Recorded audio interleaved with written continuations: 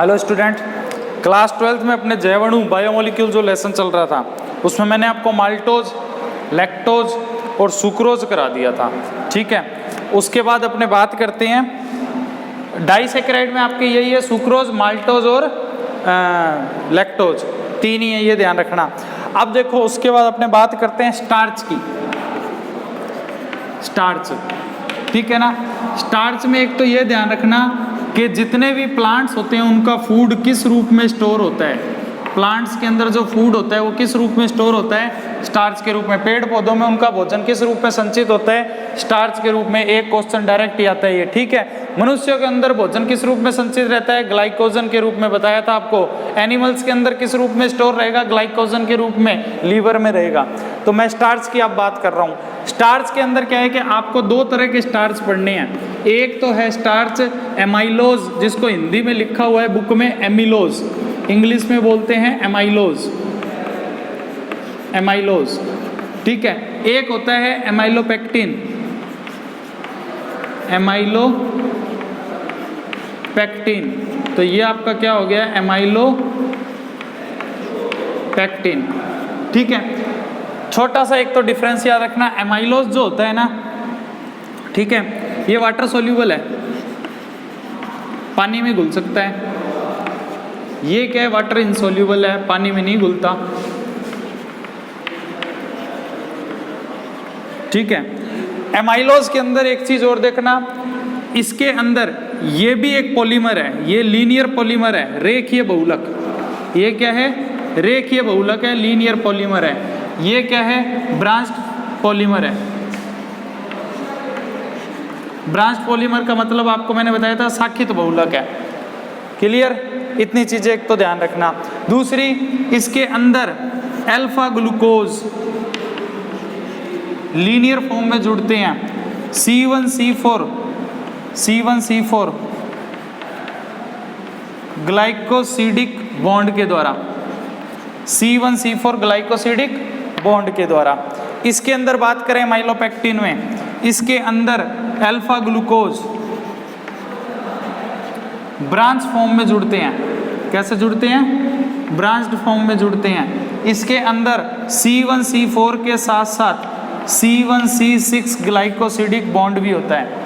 C1C4 के साथ C1C6 glycosidic bond भी होता है। देखो मैंने फ्लो चार्ट में आपको पूरा समझाने की कोशिश की है, हालांकि नोट्स में थ्योरियों में सारी चीज़ बताई हुई है, बट मैं चाहता हूं कि आपको ऐसी चीज़ें फ्लो चार्ट में याद होया करें। उसका एक रीज़न है, रीज़न ये है कि फ्लो चार्ट में जितनी चीज़ मैंने आपको लिखाई है आपके नोट्स के अकॉर्डिंग 1.5 पेज का मैटर है, बट आप इतना सा पढ़ लो, वो 1.5 पेज का मैटर आपको 1 मिनट में समझ आएगा और वो याद होगा, गारंटी है। देखना, स्टार्च दो प्रकार के पढ़ने हैं, amylose, amylopectin. Amylose water soluble है, एमाइलोपेक्टिन वाटर इनसोल्यूबल है। एमाइलोज जो होता है वो लीनियर पॉलीमर होता है, एमाइलोपेक्टिन ब्रांच पॉलीमर होता है। एमाइलोज क्या होता है, अल्फा ग्लूकोज का C1C4 ग्लाइकोसिडिक बॉन्ड के द्वारा जुड़ा हुआ पॉलीमर होता है। एमाइलोपेक्टिन क्या होता है, अल्फा ग्लूकोज का C1C4 के साथ C1C6 ग्लाइकोसिडिक बॉन्ड से जुड़ा हुआ पॉलीमर होता है।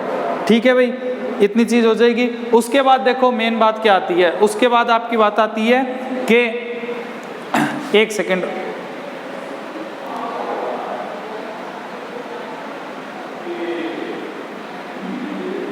उसके बाद आपकी मेन बात क्या आती है, उसके बाद मेन बात है ये आपकी कि इनकी स्ट्रक्चर। तो देखो मैंने आपको माल्टोज कराया हुआ है, जिसको माल्टोज आता है उसको एमाइलोज तो 1 मिनट में आ जाएगा, जिसको माल्टोज आएगा उसको एमाइलोज 1 मिनट में आ जाएगा। और ध्यान रखना, ये कोई रटने की चीजें नहीं है, ये स्ट्रक्चर है जिनको बना बना के ही देखना पड़ता है, आपको तभी आएगी। रफ कॉपी लो, बना बना के देखो, वीडियो के साथ साथ बनाना।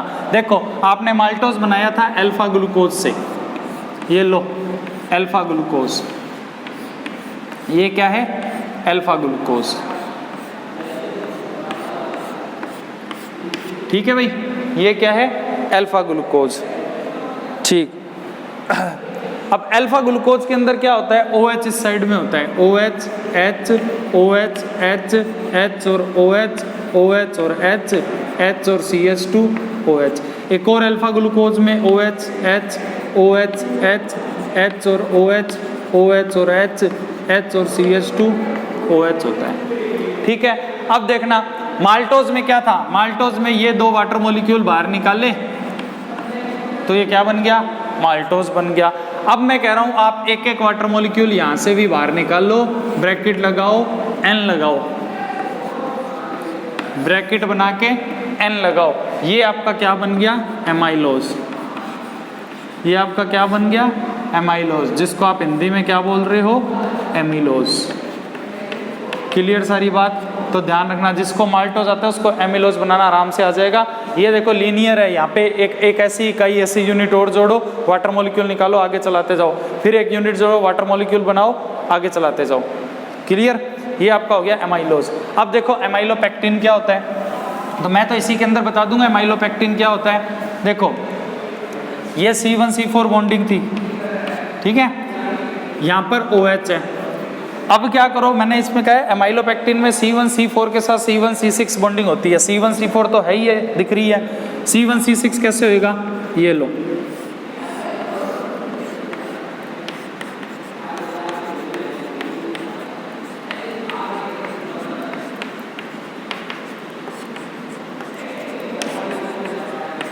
ये लो। अब देखो 1 2 3 4 5 6, छठा नंबर कार्बन कौन सा है?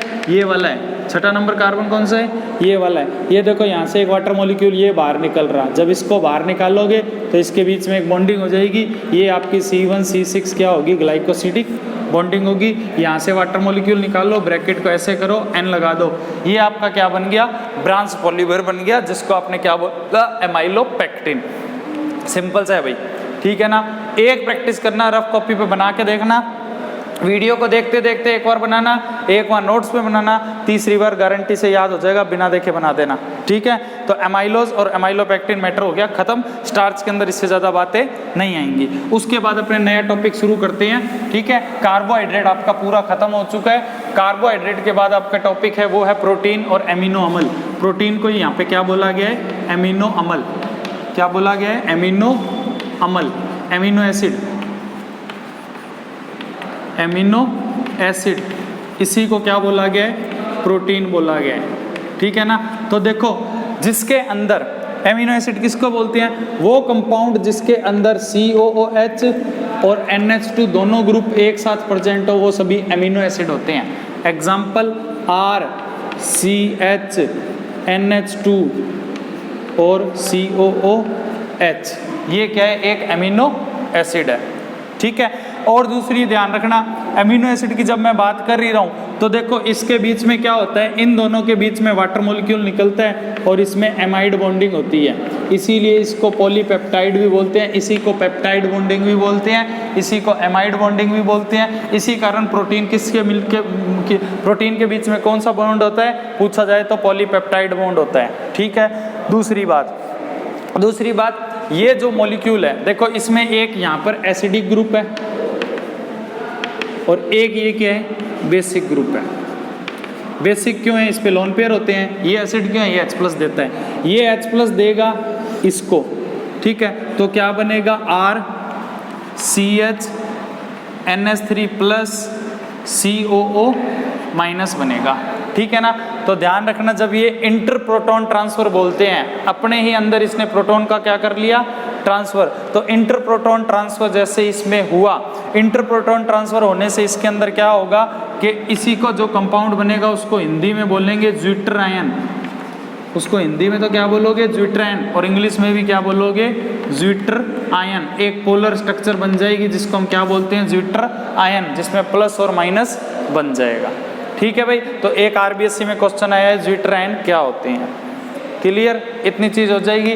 उसके बाद अपने बात करते हैं एमिनो एसिड के अंदर ही एमिनो एसिड की स्ट्रक्चर के बारे में, ठीक है। स्ट्रक्चर के बारे में एक तो क्या होता है? फंक्शनल ग्रुप की पोजीशन, क्रियात्मक समूह की पोजीशन के अकॉर्डिंग, क्रियात्मक समूह की स्थिति के अकॉर्डिंग, पोजीशन के अकॉर्डिंग एमिनो अम्ल 3 टाइप के हैं, ठीक है। अल्फा एमिनो एसिड,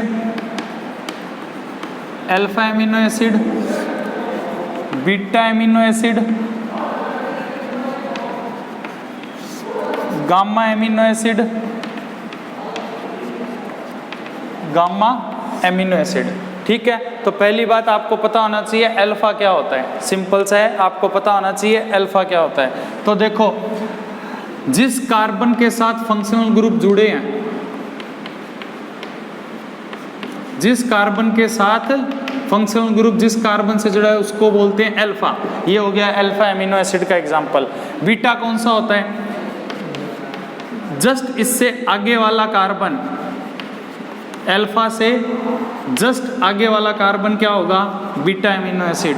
गामा क्या होता है? बीटा से जस्ट आगे वाला कार्बन क्या होता है? गामा होता है। तो इसको बोलते हैं गामा एमिनो एसिड। क्लियर? आज के वीडियो में इतनी चीज कराई जाएगी, ठीक है। नेक्स्ट वीडियो के अंदर एमिनो एसिड को पूरा खत्म करने की पूरी कोशिश करूंगा, ठीक है। तो आज तक इतना ही पढ़ना।